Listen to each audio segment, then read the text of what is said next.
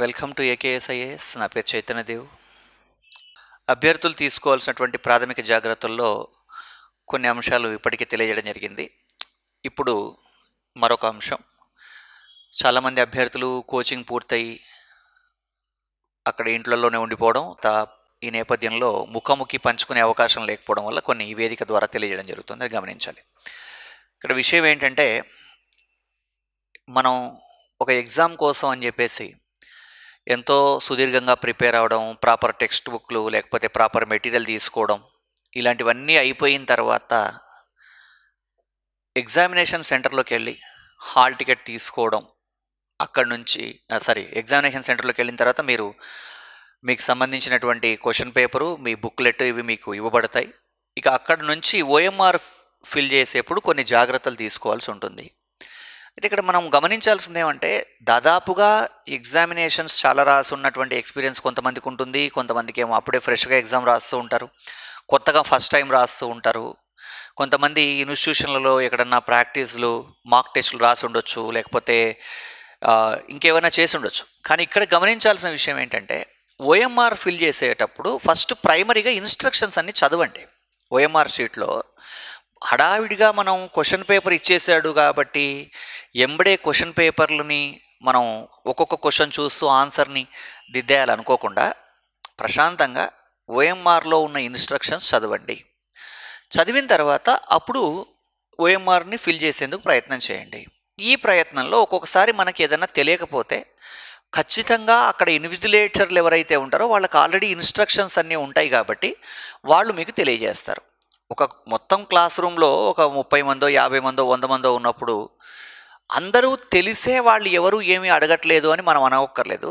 మనకు తెలియకపోతే మనం అడిగితే వాళ్ళకి తెలిసింది వాళ్ళు చెప్తారు, సైంటిఫిక్గా చెప్తారు. కాబట్టి మోమాట పడాల్సిన అవసరం అయితే లేదు ఇక్కడ. ఒకటి. రెండవది ఏంటంటే, ఒక్కొక్కసారి మిమ్మల్ని చాలా రకాల డీటెయిల్స్ అడిగే క్రమంలో ఎగ్జామినేషన్ సెంటర్ కోడ్ అని అడిగితే సెంటర్ కోడ్ బదులు ఇంకో కోడ్ మనం రాసి ఇలాంటివి చేస్తే ఏమవుతుందంటే ఇన్వాలిడ్ అయిపోతుంది. కాబట్టి ప్రాపర్గా చూసుకొని ఓఎంఆర్ని ఫిల్ చేయాలి. ఫస్ట్ థింగ్, ఓఎంఆర్ ఒకసారి ఫిల్ చేసిన తర్వాత మళ్ళీ 2 సార్లు ఎందుకైనా మంచిది జాగ్రత్తగా క్రాస్ చెక్ చేసుకోండి. ఓఎంఆర్ షీట్ ఇచ్చి వచ్చే ముందు కూడా ఒకసారి క్రాస్ చెక్ చేసుకోండి. ఇవి చేస్తే ప్రైమరీగా మనం ఫిల్ చేస్తున్నప్పుడు ఉండేటువంటి ఏవైతే ఇబ్బందులు ఉంటాయో వాటిని అధిగమించవచ్చు. రెండవది ఏంటంటే, గ్రూప్ 1 స్థాయి వ్యక్తులుగా, గ్రూప్ 1 ఉద్యోగం కోసం ప్రయత్నం చేస్తున్న వాళ్ళుగా అభ్యర్థులకు ఒక పరిణితి ఉంటుంది. కానీ సహజమైనటువంటి మానవ భావోద్వేగాలు ఉంటే మనకు బాగా తెలిసి, ఇప్పుడు ఫర్ ఎగ్జాంపుల్ మీరు ఎవరైనా ఒక అభ్యర్థి ఒక క్లాస్ అటెండ్ అయి ఉంటాడు, ఆ ఫ్యాకల్టీ కూడా అక్కడే అదే ఎగ్జామినేషన్ సెంటర్లో కూర్చొని ఆన్సర్ రాస్తూ ఉంటాడు. ఆయన 16వ ప్రశ్నకు సి సమాధానం రాశాడు కాబట్టి నువ్వు కూడా సి సమాధానం రాయాలనుకుంటే అది ఒక రకంగా మూర్ఖత్వం, ఇంకో రకంగా తప్పు కూడా. కాబట్టి వాళ్ళ సిరీస్ ఏదో మన సిరీస్ ఏదో తెలియదు. రెండవది, తెలిసినా కూడా అలా రాయకూడదు. ఇవన్నీ దృష్టిలో ఉంచుకోండి. డీవియేట్ అవ్వకూడదు. ఎగ్జామినేషన్ సెంటర్కి వెళ్ళిన తర్వాత వాళ్ళు ఏం రాస్తున్నారో వీళ్ళు ఏం రాస్తున్నారో అని చూడకూడదు. అసలు మన ఓఎంఆర్ షీట్ మనం ముందు పెట్టుకోవాలి, ప్రశాంతంగా ఒక్కొక్క క్వశ్చన్ చదువుకోవాలి. ఇక ఒక్కొక్క ఓఎంఆర్ని ఎలా డీల్ చేయాలి అనేది ఇండివిజువల్. అంటే ఇప్పుడు కొంతమంది ఏం చేస్తారంటే, మొత్తం ఎన్ని క్వశ్చన్స్ ఉన్నాయి, దీంట్లో మనకి కరెక్ట్ ఏంటి, మనకు పర్ఫెక్ట్గా 100% తెలిసినవి ఏంటి అని మొదట మార్క్ చేసి తర్వాత ఫిల్ చేయడం ఒక పద్ధతి. అది వాళ్ళు అనుసరించే విధానం. ఇంకొకళ్ళు ఏం చేస్తారంటే, పర్ఫెక్ట్గా తెలిసినవి బాగా మనకి ఇంక 100% తెలుసు అన్నవి దిద్దేసి మిగతా వాటికి మార్కు పెట్టేసి 2వ రౌండ్ 3వ రౌండ్ చూస్తారు. ఇప్పుడు 2వ రౌండో 3వ రౌండో చూసేటువంటి క్యాలిక్యులేషను ప్రాపర్ వే తెలిసిన వాళ్ళు అలా వెళ్ళొచ్చు.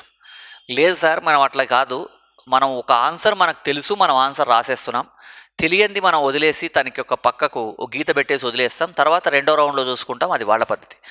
ఎవరు ఏ పద్ధతిని అనుసరించినా సరే ఓఎంఆర్ని డీల్ చేసేటప్పుడు ప్రతి ప్రశ్నకి కూడా 4వ ప్రశ్నకి సమాధానం దిద్దాం కాబట్టి 4వ ప్రశ్న తర్వాత ఉండేది 5వ ప్రశ్నే కాబట్టి 4వ ప్రశ్నకు బి అయినప్పుడు దాని కింది లైన్లో 5వ ప్రశ్నకు సి అని దిద్దొద్దు.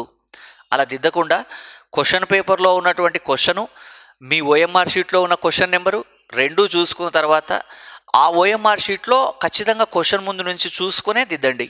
ఎందుకంటే పొరపాటున ఏదైనా ఒక్క ఆన్సర్కి ఒకదానికొకటి దిద్దినా మిగతావన్నా కరెక్ట్ అవుతాయి. కాబట్టి ఈ జాగ్రత్త తీసుకోండి. ఇంకొకటి ఏంటంటే, క్వశ్చన్ పేపర్ ఒక్కొక్కళ్ళకి ఏబిసిడిలో డిఫరెంట్ సిరీస్ వస్తాయి కాబట్టి మీరు మీ క్వశ్చన్ పేపర్ సిరీస్ని ఏనో బీనో సీనో దిద్దాల్సినటువంటి అవసరం ఉంటుంది, ఏది ఉంటే అది. ఆ సిరీస్ని మీరు కనుక బబుల్ చేయకపోతే ఏమవుతుందంటే ఇలా మీ ఆన్సర్ షీట్ వ్యాలిడ్ అవ్వదు. మీరు ఎంత అద్భుతంగా రాసినా వ్యాలిడ్ అవ్వదు. హాల్ టికెట్ నెంబర్లు క్రాస్ చెక్ చేసుకొని జాగ్రత్తగా వేసేసిన తర్వాత ఇవి డీల్ చేసేటప్పుడు ఏంటంటే, ఫర్ ఎగ్జాంపుల్ ఈ ప్రశ్నకి సమాధానం మనం ఏం చేసి ఉంటాం, ఒక్కోసారి 5వ ప్రశ్నకి సమాధానం డి అని చెప్పి ఇక్కడ ఫిల్ చేసి ఉంటాం. డి రాసేసిన తర్వాత ఏమై ఉంటుందంటే 6వ ప్రశ్నకు సమాధానం ఏ అయి ఉంటుంది. అది చూసుకోకుండా ఇక్కడే మళ్ళీ ఏ దిద్దేసి ఉంటాం. అంటే దీనికే డి వచ్చి ఉంటుంది, దీనికే ఏ వచ్చి ఉంటుంది. అలా వస్తే ఏమవుతుంది, ఇప్పుడు 5వ ప్రశ్నకు సమాధానం డి దిద్దేశాము, మళ్ళీ 6వ ప్రశ్న అనుకొని 5 దగ్గర ఏ దిద్దాం. అలాంటప్పుడు ఒకటే ప్రశ్నకి 2 ఆన్సర్లు దిద్దినట్టు అవుతుంది. కాబట్టి ఆ క్వశ్చన్ వ్యాలిడ్ అవ్వకుండా పోతుంది. పొరపాటున ఏమవుతుంది, ఆ సిరీస్ మిస్ అవుతే మిగతా ఆన్సర్లు దెబ్బతినే ప్రమాదం ఉంది. ఒకటి ఇది చూసుకోండి. ఇంకొకటి ఏంటంటే, ఇప్పుడు నాన్ మ్యాథమెటిక్స్ బ్యాక్గ్రౌండ్ ఉన్నటువంటి అభ్యర్థి ఉంటాడు. ఆ అభ్యర్థికి మెంటల్ ఎబిలిటీ లేదా అర్థమెటిక్ రీజనింగ్ టఫ్ ఏరియా అనుకోండి. ఆ టఫ్ ఏరియాలో 20 ప్రశ్నలు వరుసగా కనపడితే టఫ్ ఏరియా ఉన్నది ఫస్ట్ డీల్ చేసేసి తర్వాత వెళ్దామని అనుకోవద్దు. ఫస్ట్ మీకు ఏది ఈజీయో అది కంప్లీట్ చేసేసుకోండి, తర్వాత ఈ టఫ్ ఏరియా గురించి చూసుకోండి. ఇంకొకటి ఏంటంటే, మనం ఎంత లాజికల్గా ఆలోచిస్తున్నాం, మనం ఎంత రేషనల్గా ఆలోచిస్తున్నాం, దీని మీద మన ఆన్సర్లు డిపెండ్ అయి ఉంటాయి. ఒక్కొక్కసారి 1-2 క్వశ్చన్లు ఏమవుతాయంటే ఓవర్లాప్ అవుతాయి మొత్తం క్వశ్చన్ పేపర్లో. ఒక్కొక్కసారి ఏమవుతుందంటే, ఒక ప్రశ్నకి సరైన సమాధానం రాయడం వల్ల ఏదో కనెక్షన్ ఒకసారి మొత్తం మనకు కనెక్ట్ అయిపోయి ఇంకెక్కడో ఇంకో ప్రశ్నకు సమాధానం దొరుకుతుంది. కాబట్టి జాగ్రత్తగా 1 by 1 క్వశ్చన్ని చాలా స్పష్టంగా చదువుకొని, ఈ చదువుకున్న తర్వాత ఓఎంఆర్ని ప్రాపర్గా డీల్ చేయండి. ఎవరి సిరీస్ వాళ్ళకే ఉండొచ్చు కాబట్టి ఆ సిరీస్ని జాగ్రత్తగా చూసుకోండి. సింపుల్ థింగ్ ఏంటంటే, 1కి 2 సార్లు క్రాస్ చెక్ చేసుకోండి, మొహమాట పడకండి. ఇంకొకటి, ఆ ఓఎంఆర్ షీట్లు కూడా జాగ్రత్తగా, అంటే వాళ్ళు ఇచ్చిన ఇన్స్ట్రక్షన్, అంటే ఇప్పుడు ఫర్ ఎగ్జాంపుల్ ఏ పెన్నుతో రాయాలి ఏంటి, ఆ ఇన్స్ట్రక్షన్స్ అన్నీ చదివిన తర్వాత స్టార్ట్ చేయడం మంచిది. అందరూ స్టార్ట్ చేశారు కదా అని చెప్పి మనం స్టార్ట్ చేయకూడదు. గంట కొట్టగానే టప్ అని చెప్పి ఓపెన్ చేయాలని ఏమీ లేదు, నిదానంగా చూసుకొని ఓపెన్ చేయండి.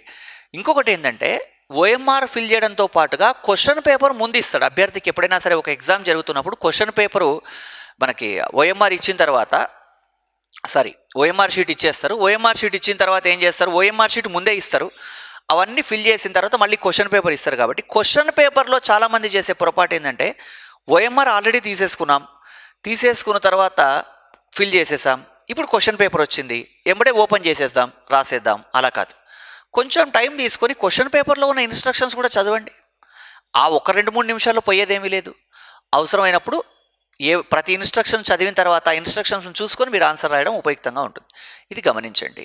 All the best.